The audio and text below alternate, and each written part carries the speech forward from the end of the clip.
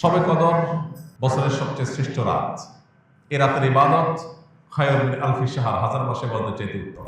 এই জন্য এ রাত জেগে আমরা ইবাদত করার চেষ্টা করব। কিন্তু ইবাদতের নির্দিষ্ট কোনো ফরম্যাট, নির্দিষ্ট কোনো পদ্ধতি কোরআন হাদিস শিখায় দেয়নি যে আপনাকে নামাজ পড়তে হবে এত রাকাত, প্রথম রাকাতে অমুক সূরার সাথে তমুক সূরা এতবার পড়তে হবে, দ্বিতীয় রাকাতে অমুক সূরার সাথে অমুক সূরা এতবার পড়তে হবে, এরকম কোনো ধরা বাঁধা নিয়ম বলে দেওয়া হয় নাই।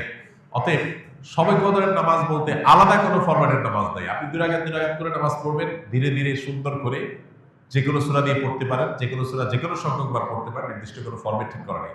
শবে কদর উপলক্ষে একটা জিনিস শুধুমাত্র হাদিসে শেখানো আছে, এটা একটা দোয়া, আল্লাহুম্মা ইন্নাকা আফুউন তুহিব্বুল আফওয়া ফাআফু আন্নি। আল্লাহ আপনি ক্ষমাশীল, ক্ষমাকে পছন্দ করেন, আমাকে ক্ষমা করে দিন। এর বাইরে শবে কদরের নামাজ বলতে আলাদা নিয়মের কোনো নামাজ নাই। নামাজের বাইরে আপনি কোরআন তেলাওয়াত করবেন, দোয়া করবেন, জিকির আজকার করবেন, তাসবিহ তেলাওয়াত করবেন, বিভিন্ন নেকামল করবেন, দিনী বই পুস্তক পড়বেন, বিভিন্নভাবে আপনি রাতটাকে কাটাবার চেষ্টা করবেন। শবে কদরে কি আসলে ভাগ্য পরিবর্তন হয়? ভাগ্য পরিবর্তন করতে কি কি আমল করা দরকার? ভাইরা আমার, লাইলাতুল কদরে মানুষের ভাগ্য লিপিবদ্ধ হয়। ভাগ্য লিপিবদ্ধ হওয়ার 4-5টা স্তর আছে, 4-5টা লেভেল আছে। বিভিন্ন লেভেলে লেভেলে মানুষের ভাগ্য নির্ধারণ হয়। মানুষের সৃষ্টির হাজার বছর আগে, 50,000 বছর আগে আল্লাহ তাআলা মানুষের তাকদীর লিখেছেন। আবার মাতৃগর্ভে থাকাকালীন সময় আরেকটা লেয়ারে লেখা হয়। এরপরে প্রত্যেক বছর লাইলাতুল কদরে আবার সেই চূড়ান্ত যেটা লেখা আছে এজমালি, ওইটারে বিস্তারিত লেখা হয় প্রতি বছর লাইলাতুল কদরে।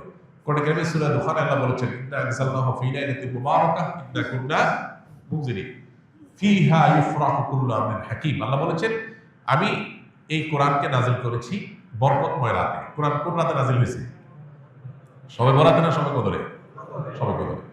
সেই রাতে আল্লাহ বলছেন ফীহা, অর্থাৎ সেই বরকতময় রাতেই ইউফরাকু কুল্লু আমরিন হাকীম, সব গুরুত্বপূর্ণ বিষয়গুলোকে আল্লাহ তাআলা ধার্য করেন। এখান থেকে বোঝা যায় লাইলাতুল কদরে সব মানুষের ভাগ্য নির্ধারণ। এখন কত ভাগ্যের জন্য ভালো নির্ধারণ হয়, তার জন্য কি করার আছে? সবচেয়ে বড় করার হলো ঈমান এবং তাকওয়া অবলম্বন করা। আল্লাহ বলেছেন যে ওয়ালাউ আন্না আহলাল কুরআ আমানু ওয়াত্তাকাউ লাফাতাহনা আলাইহিম বারাকাতিন মিনাস সামা। কোন জনপদের মানুষ ঈমান আর তাকওয়া আনলে আল্লাহ তাআলা বলেছেন আসমান থেকে বরকতের সব দুয়ারগুলো উন্মোচন করে দিবেন। আপনার ভাগ্যে ভালো কিছু লেখা হোক চাইলে আপনাকে ঈমান আমলের চর্চায় এগিয়ে যেতে হবে। আমাদের দেশে মানুষ সব রাতে মসজিদে ভিড় করে, সারা বছর নামাজ কালাম খোঁজ খবর নেই, সব রাতে মসজিদে এসে ভিড় করছে। কেন? ভাগ্যে যেন ভালো কিছু লেখা হয়। একজন চেয়ারম্যান সরকারের কাছ থেকে রিলিফ পাইছে বা জনগণকে বন্টন করার জন্য জিনিসপত্র পাইছে। তো চেয়ারম্যান সাহেবের পাতি যে সমস্ত নেতা আছে বা চেলা চামচা আছে, সহযোগী আছে, এরা ভাগ নিতে আসছে। এক চামচা নির্বাচনের আগেও ছিল না, পরেও ছিল না, ভোটের সময় ছিল না, পরেও ছিল না, কোনো কিছুতে নাই। এখন যখন সরকারের চাইনা এসে হাজির হয়ে গেছে, গমা এসে হাজির হয়ে গেছে, সে এসে ভাগ নিতে হাজির হয়ে গেছে। কি বলেন, এ পাবে ভাগে? আর যে সবসময় ছিল, ও যদি এদিন হাজির নাও হইতে পারে, তারপর চেয়ারম্যান সাহেব তার জন্য ঠিকই রেখে দিবে যে তুমি এগুলো বন্টন করো তোমার এলাকায়।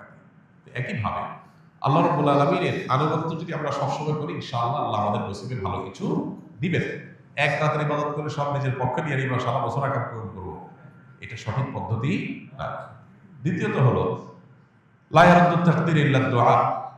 দোয়া এমন একটা হাতিয়ার যে আল্লাহ তাআলা তাকদীরের দুইটা পার্ট আছে, একটা গায়রে মুবরাম, একটা মুবরাম, একটা চূড়ান্ত, একটা অচূড়ান্ত। অচূড়ান্ত তো আমাদের দৃষ্টিতে, আল্লাহর দৃষ্টিতে সেটাও চূড়ান্ত। আল্লাহ জানেন যে আমরা সেটাকেও দোয়া করে পরিবর্তন করে নিব।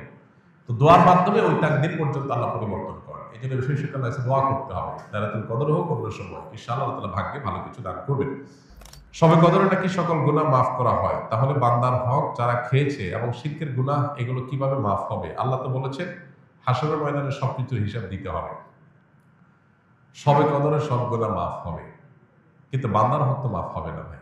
বান্দার হক বান্দার কাছ থেকে আদায় করে মাফ চেয়ে নিতে হবে, মাফ পেয়ে নিতে হবে, তা না হলে মাফ হবে না। আমরা অনেকে মোছে তাও দিয়ে বসে আছি যে শবে কদর সব মাফ করে দিবি, তাইলে চুরি দাঁড়ি ডাকাতি 2 নম্বরে যা কিছু করলাম, এক শবে কদর ইবাদত করলেই তো সব মাফ।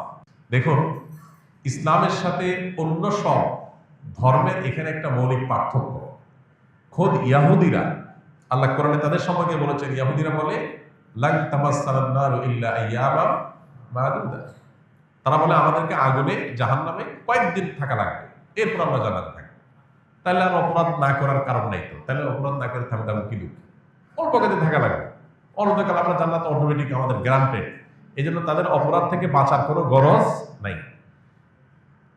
খ্রিস্টানরা মনে করে ঈসা আলাইহিস সালাম তিনি শুলে চড়ে, যদিও তিনি শুলে চড়েন নাই কোরআনের বর্ণনা অনুযায়ী, তিনি আত্মাহুতি দিয়ে আত্মত্যাগ করে আমাদের সমস্ত পাপের দায় তিনি নিয়ে নিছেন। এটা কারা মনে করে? খ্রিস্টানরা। যেহেতু আমাদের সমস্ত পাপের দায় উনি নিয়ে নিছেন, অতএব আল্লাহ আমরা আর কিছু করবে না, আমাদের পক্ষ থেকে আমাদের নবী নিয়ে নিছে সব। এই জন্য তাদেরও কোনো পাপ না করার ব্যাপারে কোনো গরজ। ইসলাম এমন এক দিন, যে দিন বারবার করে কোরআনের পাতায় পাতায় বলেছে ওয়া আল্লাহ তাজিরু ওয়াজিরাতুন বিজরা উখরা, কারোর পাপের বোঝা আর কেউ বহন করতে পারবে না, কোনো অপশন নাই। তুমি পাপ করছো, তোমাকে পেতে হবে। এই জন্য একজন ইমানদার পাপ করলে সেটা প্রায়শ্চিত্ত করতে হবে। আপনি পাপ করবেন, অন্যের হক নষ্ট করবেন, আর সবকদরে আপনাদের মাফ করে দিবে। জি না, সবকদরে আপনার ছোটখাটো গুনাহগুলো মাফ করে দিবে, কিন্তু আল্লাহর কাছ থেকে বান্দার হক নিয়ে মাফ পাইতে হলে তারটা তাকে ফেরত দিতে হবে, তার কাছে মাফ চেয়ে দিতে হবে, তারপর আল্লাহ তাআলা মাফ করবেন। অতএব এই বিষয়ে যেন আমাদের ঘাটতি না থাকে। আল্লাহ তাআলার ৯৯ নাম মুখস্থ করার ফজিলত কি? আল্লাহ রাব্বুল আলামিনের ৯৯ নাম এ সম্পর্কে হাদিসে আসছে, নবী সাল্লাল্লাহু আলাইহি ওয়াসাল্লাম বলেছেন ইন্না লিল্লাহি তিসআওয়া তিসঈনা ইসমা, যে ব্যক্তি আল্লাহ তাআলার ৯৯টি নাম আছে, যে ব্যক্তি এগুলোকে হেফাজত করবে, সংরক্ষণ করবে, মুখস্থ করবে, এই ব্যক্তি জান্নাতে প্রবেশ করবে। এখানে মুখস্থ করা বলতে নামগুলো মুখস্থ করা, সেগুলোর অর্থ বোঝা, সেগুলোর প্রতি বিশ্বাস করা। আল্লাহ তাআলার গুণবাচক নাম আলীম, আল্লাহ সবকিছু জানেন, অতএব এটা আমি বিশ্বাস করবো যে আল্লাহর কাছে অজানা কিছু নেই। আল্লাহ তাআলার গুণবাচক নামের মধ্যে একটা আছে কাদির, আল্লাহ সবকিছু করতে সক্ষম, আল্লাহর কাছে অপারগতা বলতে কিছু নেই। আল্লাহ তাআলা বাসীর, তিনি সবকিছু দেখেন, সর্বদ্রষ্টা, অতএব তার কাছে লুকাবার কোনো সুযোগ নেই। এইভাবে আল্লাহর ৯৯ নামের প্রত্যেকটার অর্থ বুঝে বুঝে আপনি সেটা অন্তরে বিশ্বাস করলেন, এটাই হলো প্রকৃত অর্থে সংরক্ষণ। এইভাবে আপনি যদি সংরক্ষণ করেন, ইনশাআল্লাহ এটা জান্নাতে যাওয়ার কারণ হবে।